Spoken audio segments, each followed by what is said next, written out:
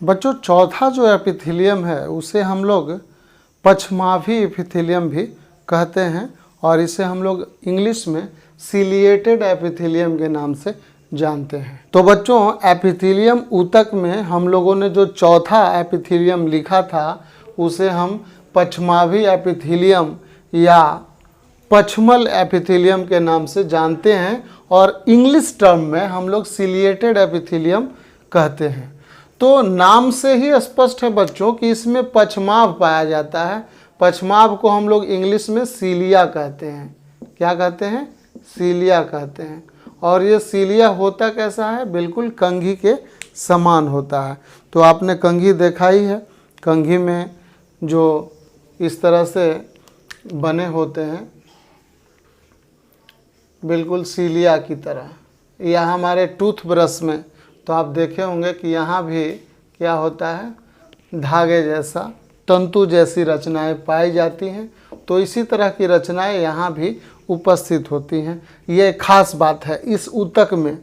अगर आपको स्तंभाकार एपिथेलियम याद है जिसमें कोशिकाएं बिल्कुल पिलर जैसी थीं, स्तंभ जैसी थीं, स्तंभाकार कोशिकाएं थीं, बस इसमें एक अंतर आ गया कि इसके आगे वाले भाग में, चूँकि ये आधार की तरफ है और ये खुला हुआ मुंह है, तो आगे वाले भाग में ये पक्षमाभ या सीलिया पाया जाता है और केंद्रक जो है आधार की तरफ पाई जाती हैं। सभी कोशिकाएं आधार झिल्ली पे उपस्थित होती हैं। तो मैंने इस इम्पॉर्टेंट पॉइंट को आपके लिए लिख दिया है। इस प्रकार के एपिथेलियम में कोशिकाएं प्रायः स्तंभाकार होती हैं और आधार झिल्ली पर सजी होती हैं। बिल्कुल आधार झिल्ली पे ये सजी हुई हैं। कोशिकाएं आयताकार हैं, लंबी हैं और यह स्तंभ के समान दिखती हैं, पिलर जैसी दिखती हैं। लग रहा है कि यह पिलर है। और इस कोशिकाओं के अग्रभाग में तंतु या धागे जैसी रचना पाई जाती है जिसे हम पक्षमाभ या सीलिया कहते हैं। सीलिया या पक्षमाभ की उपस्थिति के कारण यह म्यूकस या श्लेष्मा या अन्य किसी भी प्रकार के कणों को विशेष गति द्वारा आगे की ओर धकेल देते हैं या धकेल देती हैं।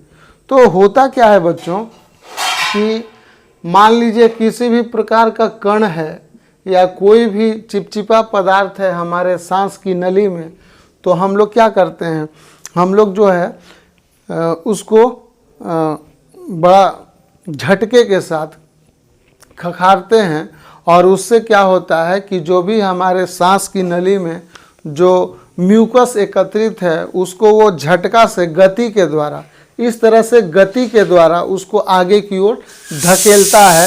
उसे हमारे सांस की नली से एक जगह एकत्रित नहीं होने देता है, उसको आगे की ओर पुश करता है।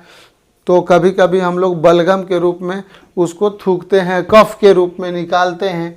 उसी तरह से यह पक्षमाभी एपिथेलियम हमारे सांस की नली में पाई जाती है जिसे हम ट्रैकिया कहते हैं। ट्रैकिया बच्चों हमारे गर्दन में, इस गर्दन में जो सबसे आगे वाला भाग है उसे हम श्वास की नली या ट्रैकिया कहते हैं। इस ट्रैकिया में ये एपिथेलियम पाया जाता है। दूसरा है अंडवाहिनी।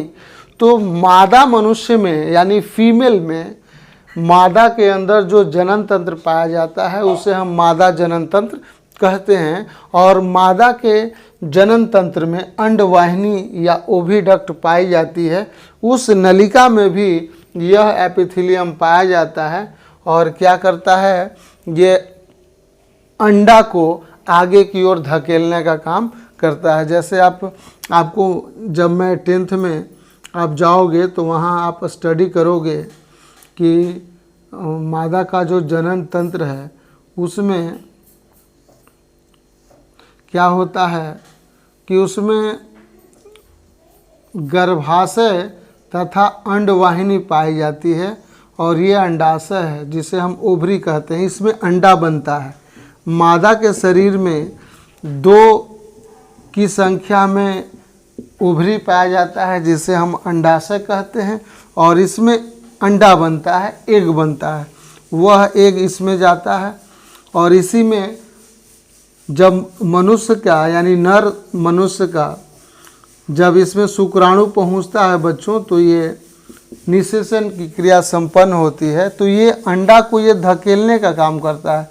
इसके अंदर पश्चमाभ एपिथेलियम पाया जाता है और ये धीरे धीरे इसको आगे की ओर गति प्रदान करता है और ये अंडा आगे की ओर बढ़ता जाता है। इसका मतलब कि ये श्वास की नली में भी पाया जाता है, ये अंडवाहिनी में पाया जाता है और यह गर्भाशय की भीतरी दीवारों में भी ये पश्चमाभ एपिथेलियम पाए जाते हैं। तो इस तरह की एपिथेलियम इस गर्भाशय की दीवारों में भी पाया जाता है, जिसमें ब्रश की तरह रचनाएं उपस्थित होती हैं। इसे हम पश्चमाभी एपिथेलियम कहते हैं। ये क्या करते हैं, ये किसी भी पदार्थ को, चाहे शुक्राणु हो या कोई अन्य पदार्थ हो, इस गर्भाशय के अंदर या उनकी कोशिकाएं हों, वो धक्का देकर बाहर निकालते हैं या धक्का देकर अंदर की ओर करते हैं, यानी ये गति प्रदान करते हैं। इनका मुख्य काम है कि किसी भी पदार्थ को ये गति प्रदान करते हैं, चाहे वो बाहर की तरफ हो चाहे वो अंदर की तरफ हो।